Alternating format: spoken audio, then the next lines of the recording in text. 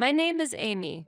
It's been almost 3 years since I got married to my husband, Michael. We are both satisfied with our current jobs and consider having children in the future, but for now, we are dedicated to our careers. Since the beginning of our marriage, Michael has been supporting the household chores, not always equally, but he helps. When I have to work late, he prepares dinner using microwave food, and on weekends, he takes on the washing up. I am not bad at household chores, and I feel our relationship is appropriate as it is. However, recently I have been feeling a small dissatisfaction. It is because Michael has started visiting his parents' house frequently. Previously, we sometimes visited his parents' house together, but lately, he has been going there overnight after work or visiting alone on weekends. The reason is probably due to the death of his father. 6 months ago, his father passed away, and since then, his mother, who used to live with him, has been alone. Michael's brother and his wife, concerned about this, decided to live with his mother, but it seems that their living together has not been going smoothly. Initially, I was also worried about his mother, so when Michael's brother and his wife started living with her, I was very grateful. It was obvious that his mother was very depressed, and everyone hoped she would cheer up a little. After his father's death, when Michael's brother and his wife started living with her, I also visited occasionally to support her. Gradually, his mother began to regain her usual brightness, and there was a time when it seemed that her daily life was returning to normal. But after that, the situation gradually turned ominous. His mother, who used to take care of his father, still had a nurturing nature and started taking care of her grandchildren. Michael's brother and his wife have a daughter, and they were not particularly strict about parenting. But his mother's intervention was quite forceful. She would become furious if meals were not finished completely and would lock the child in a room if she did not follow her instructions. Even when Michael's wife asked her to stop, she would not accept it, saying, "This is discipline. If you don't teach properly, she can't become a good adult." And she would not bend her stance. When I first heard about this incident from my sister-in-law, I was honestly surprised. I wondered if discipline really needed to be that severe. However, since I do not live with them, I felt I had no right to say anything, and I just listened to my sister-in-law's troubles. Meanwhile, one day, my sister-in-law reached her limit and made a suggestion to my mother-in-law. "I will take care of my husband and daughter's household chores, so I ask you, mother, to only take care of your own part." For my sister-in-law, who originally disliked interference from others, this proposal must have required great courage. With the support of Michael's brother, my mother-in-law initially agreed, but since their house is not a duplex completely, it was difficult to completely divide the household chores. Eventually, his mother started interfering with Michael's brother and his wife's household chores again. She entered their room without permission to clean and threw away clothes their daughter liked because they were old. She also ruined my sister-in-law's fancy clothes by washing them as usual. My sister-in-law must have been angry inside but suppressed it and indirectly asked her to stop. "Moving around makes me feel better," my mother-in-law said somewhat oppressively, but my sister-in-law's feelings were completely ignored. My sister-in-law did not feel any effort from my mother-in-law to understand her emotions deeply, and her anxiety and irritation continued to be overlooked. Subsequent events also took place, completely ignoring my sister-in-law's plans and intentions. Despite my sister-in-law's carefully considered meal menus, my mother-in-law prioritized her own preferences and, without warning, purchased multiple lunches on her own. She also intervened in selecting clothes for Michael's brother and his daughter, choosing items that did not suit her taste or style. The clothes chosen by his mother were not usually fashionable but rather were often cheap sale items. His 5-year-old daughter, who had begun to develop her own opinions on clothes, showed no interest in his mother's selection. Initially, Michael's brother and his wife tried to accept the situation calmly, but over time his mother's dissatisfaction became apparent, and she frequently complained, "Why won't she wear what I bought?" In response, my sister-in-law tried to get her daughter to wear the clothes his mother bought, but the daughter steadfastly refused. As expected, My mother-in-law was quick to be angry and sulk, and gradually her dissatisfaction turned towards her daughter-in-law, and harsh words were frequently thrown at her. Thus, my sister-in-law found herself caught between family members and was placed in a very difficult mental state. She endured daily stress while desperately hoping for an improvement in the situation, all for the sake of maintaining peace within the family. Although I couldn't actually do anything, she thanked me by saying, "I could only endure because of your support, Amy. I truly appreciate it." I felt somewhat useful and always listened attentively to my sister-in-law's stories. In such circumstances, an incident occurred. While Michael's brother was away on a business trip, his mother asked my sister-in-law to go shopping. My sister-in-law thought about taking her daughter with her, but his mother said, "I'll take care of her, so go by yourself quickly," and reluctantly, she went alone. However, what my sister-in-law saw when she returned was appalling. Her daughter was completely changed. Her neatly grown hair had been roughly cut off. What happened? This hair. My sister-in-law panicked and rushed to her daughter, who softly answered, "Grandma did it." She confronted her mother-in-law in the kitchen, demanding, "Why would you do such a thing without permission?" But his mother simply said, "Long hair is just in the way for an active girl," and did not apologize at all. Her daughter kept crying, and it was painful for her mother to see, which made her cry too. When Michael's brother returned home, a fierce argument broke out between him and his mother. This situation led Michael to intervene from a neutral standpoint, which subsequently caused him to frequently visit his parents' home. Michael's brother clearly told his mother, "Do not interfere in our lives anymore. If something happens again, I will leave the house," which seemed to upset his mother. Michael is concerned about his mother and visits frequently to support her, but I feel that this issue is not something that can be resolved simply by his intervention. Even as an outsider, it is clear that the fault lies with his mother. His mother might believe that her actions are right, but they can be bothersome to others. For this issue to be truly resolved, it is essential that his mother fully understands the impact of her actions. I have emphasized this to Michael many times, saying, "Your mother needs to understand clearly," but he replies unhelpfully, "It would be better if my sister-in-law was more compliant. She complicates matters because she is so stubborn."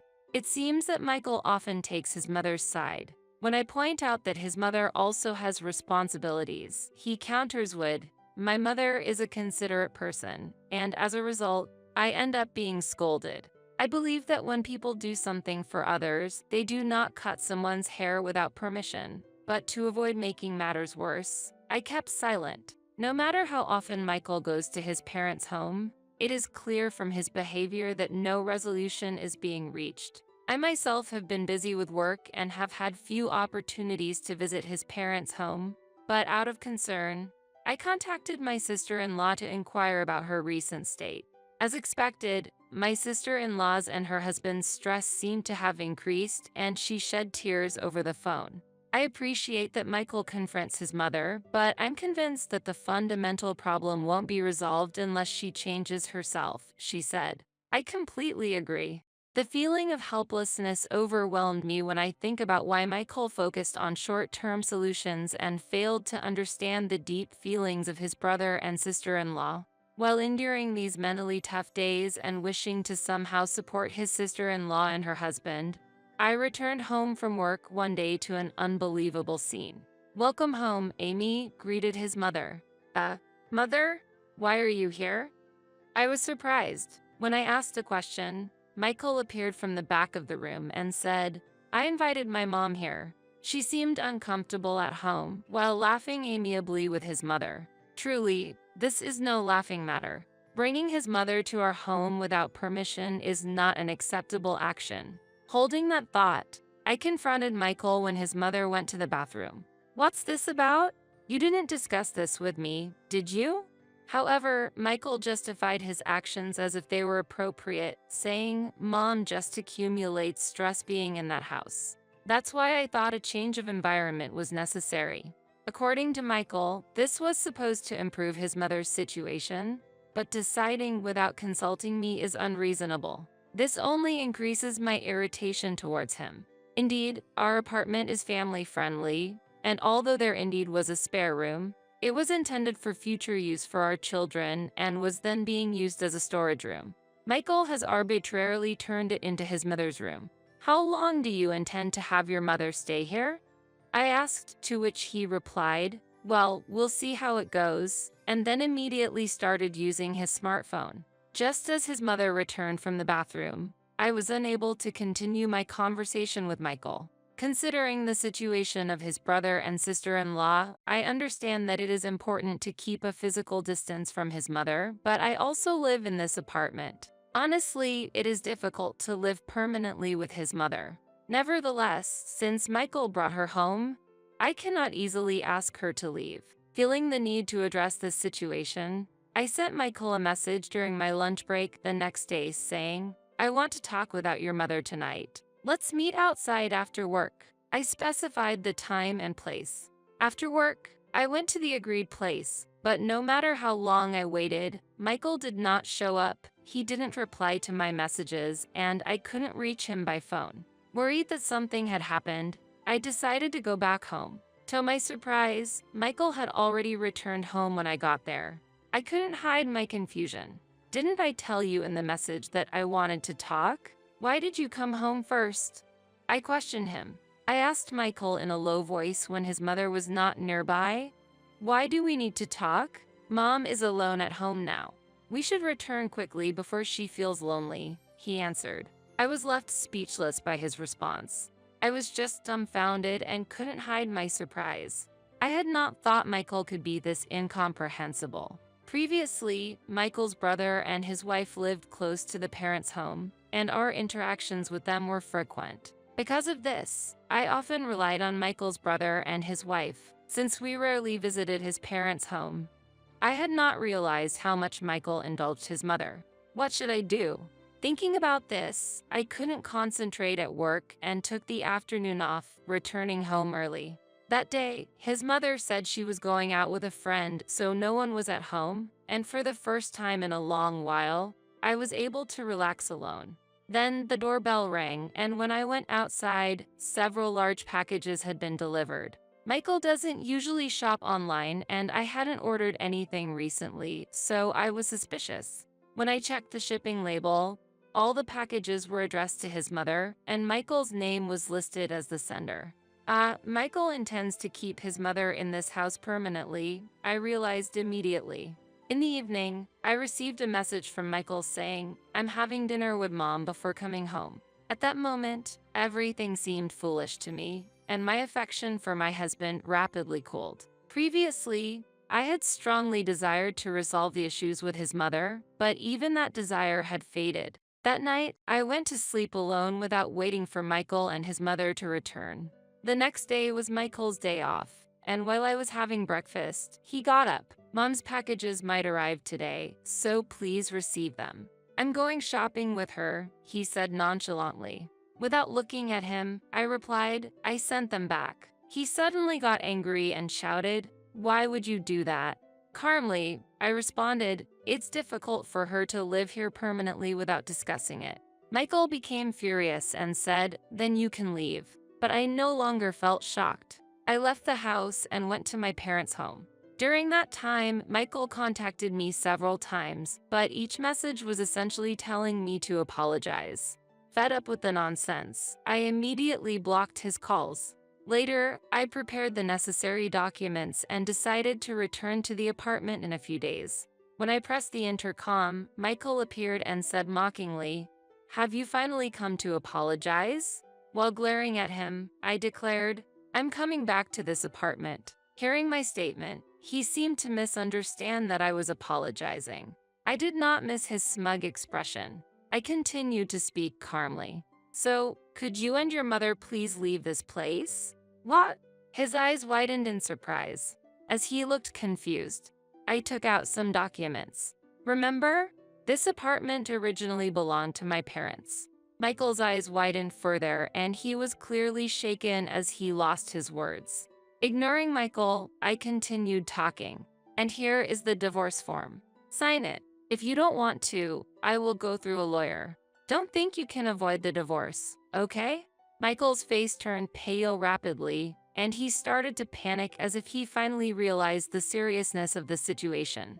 He suddenly changed his attitude towards me. He repeated meaningless apologies over and over and made various excuses. But those words no longer reached me. My determination to divorce Michael had not changed. Seeing him panic, I felt no sympathy at all, which probably meant that my love for him had been gone for a long time. Still, I gave him one last warning. Hey, don't bother your brother and his wife anymore. If something happens next time, I will support them and make things difficult for you. Hearing this, Michael's shoulders slumped, and the next day, he left the house with his mother. The two returned to his parents' home, but Michael's brother and his wife are no longer there. After his mother came to our house, his brother's family moved out immediately, and they are now living peacefully as a family of 3. Meanwhile, I live alone in the apartment, enjoying fulfilling days in both my work and private life. I still maintain a close relationship with Michael's brother and his wife, meeting occasionally to dine together. However, I have completely cut ties with my former husband and his mother, saying I will never interact with them again. For myself, this has become an opportunity to aspire to a more peaceful and happy life, paying attention to avoid similar situations in the future.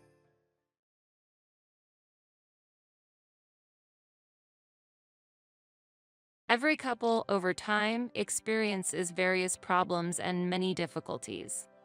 However, regarding us, we had lived peacefully without major issues for 40 years.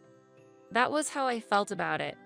Little did I know, we were about to face a pitfall I never imagined. Suddenly, my husband Frank proposed a divorce.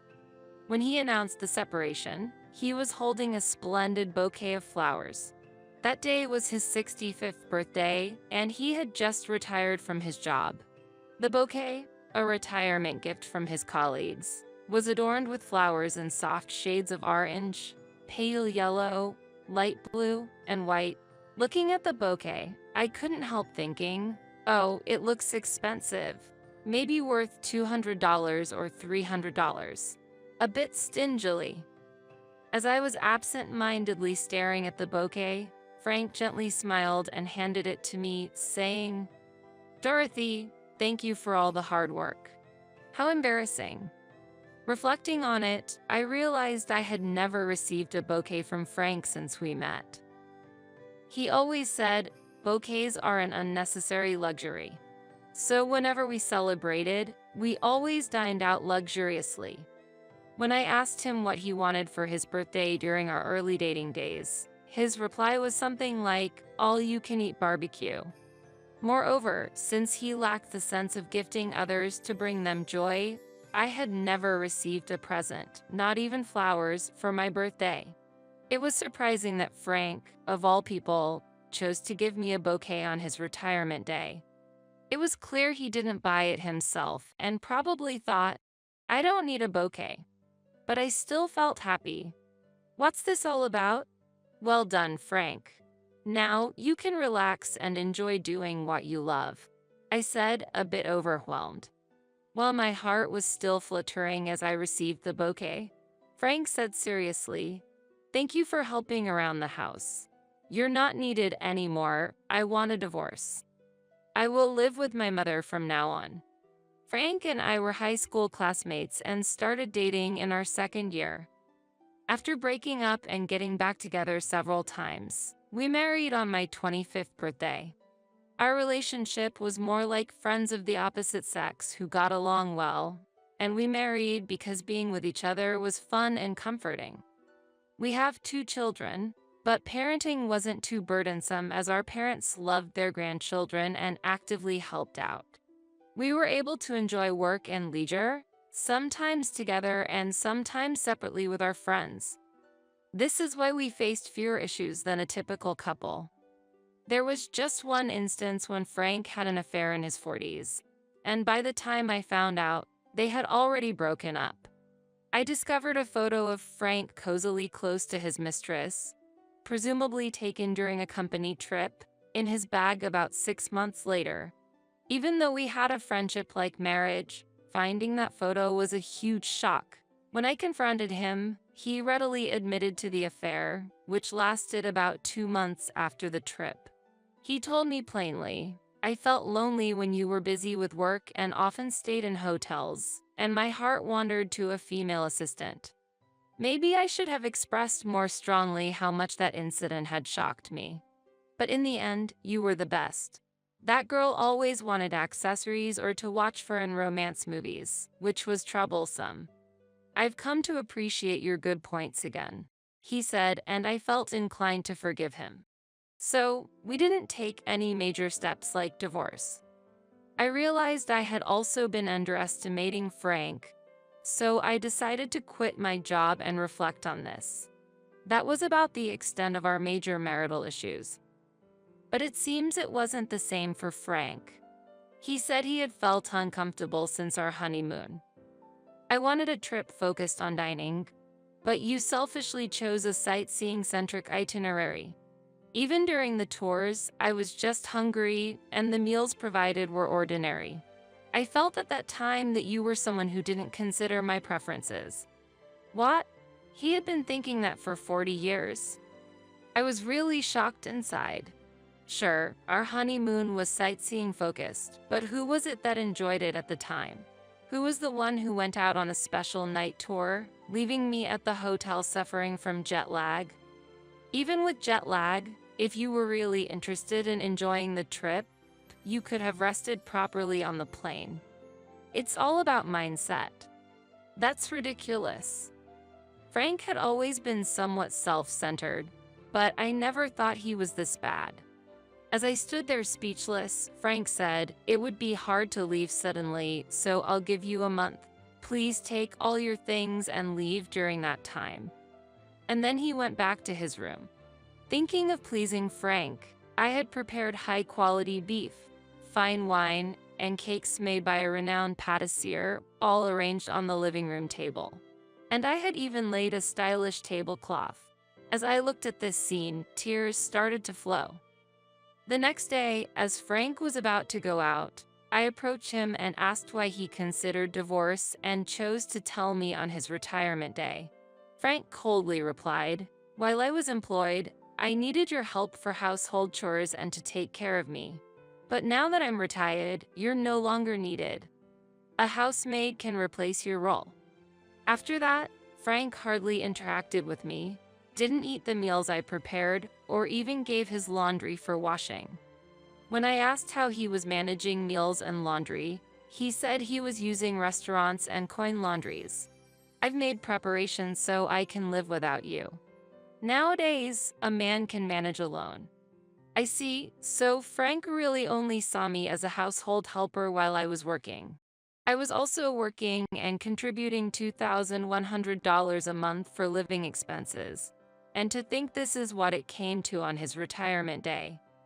Feeling there was nothing more to say, I decided to first talk with our children.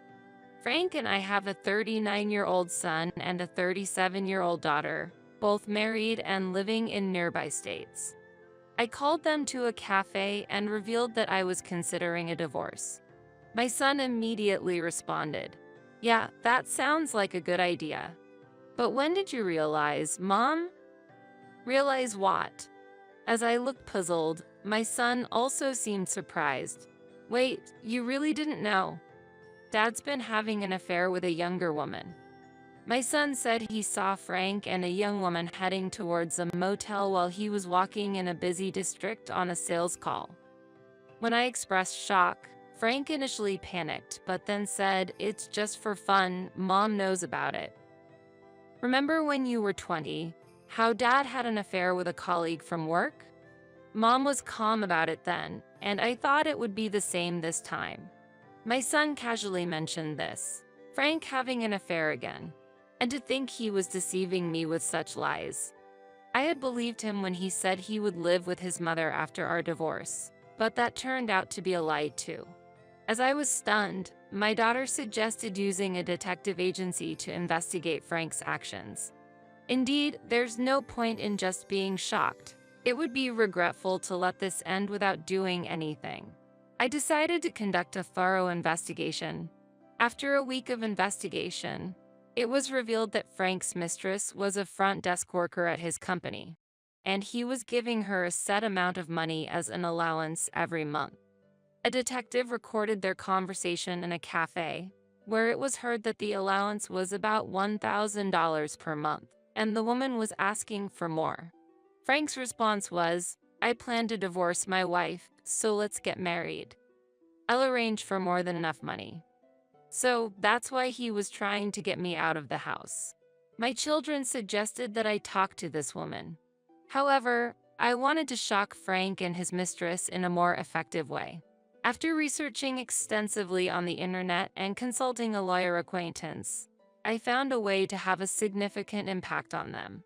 A few days later, I called Frank to the living room and said, "I accept the divorce, but we need to properly settle the compensation and property division." Frank immediately responded, "We should split half of the money in each of our bank accounts and half the value of this house and land. That's about property division. But first, let's talk about compensation.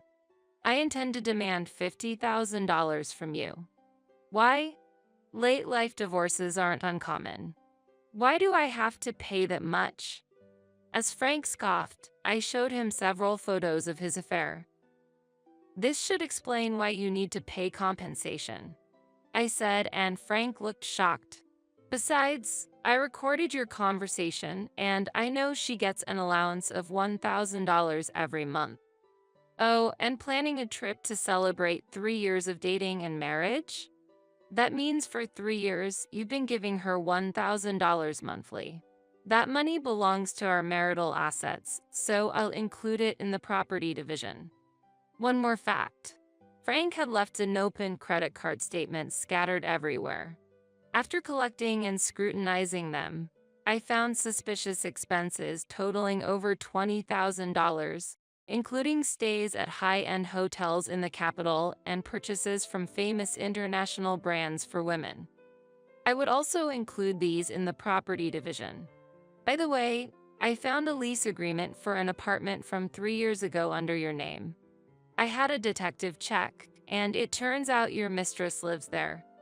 I'll include that rent in our shared assets too. As I calmly presented all these facts, Frank's face went pale. A natural reaction considering these amounts added up to nearly $100,000. It was later revealed that Frank had about $50,000 in his account at the time. Frank thought he would just have to pay me half of that, $25,000, but with a total of about $150,000 in savings calculated, he now needed to pay me about $75,000. "Wait, how much do you have in your account?" "Half of that is mine," Frank exclaimed in panic, so I showed him my bank book. There was about $70,000 in my account. This meant that Frank was entitled to $35,000, so he needed to pay me $40,000. Additionally, when I mentioned that the house and land should also be divided as part of the property settlement, he claimed, "This house and land are in my name. They are not shared property." However, legally, the house and land are considered shared property regardless of whose name they are under. I should also add that I've paid for all the house repairs from my account. Remember, this house was second-hand and needed repairs several times? The total cost was about $50,000, so you owe me half of that, $25,000. Even if we sold the house and land and split the proceeds, Frank would not end up in debt, but he was quite disappointed, thinking he would receive the entire sale profit. But I just laughed and said, "Too bad.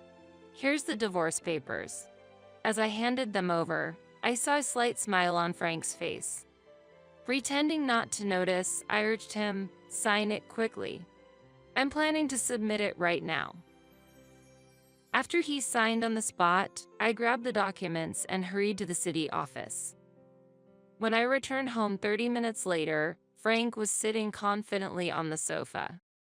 It seemed he thought everything was resolved with our earlier conversation. Then I delivered the final blow. Let's talk about your retirement benefits. His face showed full confidence. Unfortunately, I haven't received my retirement benefits yet. They won't come in for another 3 to 4 months. We're divorced now, so that money isn't shared property, he declared, just as I expected. Feigning surprise, I asked, "Really? That's terrible. How much will you receive?" Frank proudly answered, $120,000. Impressive, right?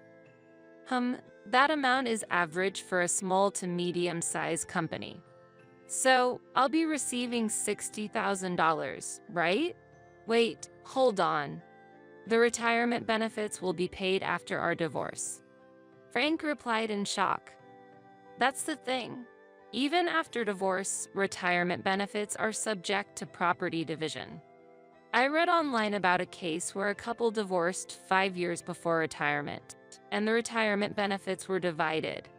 So, if you don't sell this house and land, your assets will be negative. But even if you sell, you won't get enough money to satisfy your mistress. With that, Frank looked completely stunned, his mouth agape in disbelief. Poor thing. By the way, when we had the house appraised, it was valued at about $300,000, including the land. If we sold it, we could each get about $150,000. But Frank's mistress had insisted on not selling the house, so Frank reluctantly agreed to pay me $150,000. Including the $50,000 in compensation, Frank ended up with a total debt of $200,000. It's puzzling why his mistress, who is still in her 30s, was so smitten with the older Frank and fixated on that house. Despite being old, the single-family house in the city with good transport accessibility must have been attractive. After they remarried, Frank's new wife's parents brought all their furniture and moved into that house. As a result, Frank, who had planned a leisurely life with his retirement benefits, property division, and pension, now had to support his new wife and her parents with just his pension, while also struggling to repay debts. Eventually, he had to look for work again, probably earning around $30,000 a year at over 65. Additionally, since I claimed $20,000 in compensation from his new wife, their marital relationship is reportedly very strained. It's only a matter of time before Frank loses that house. Moreover, due to the rental apartment he rented for his mistress, which was occupied by someone else, a breach of contract occurred. I notified the real estate management company, resulting in a penalty fee. Really, it's quite pitiful. As for me, I had a good income originally, so I moved into a luxury apartment after the divorce and am living comfortably. I work 3 days a week at a supermarket that hires people even at 65. My daughter's house is nearby, so I live in peace. My granddaughter, just entering middle school and in her rebellious phase, cares for her recently divorced grandmother and visits often. She's a very kind girl. Though I no longer have a husband, my time with my granddaughter has increased, and I'm truly enjoying these happy moments.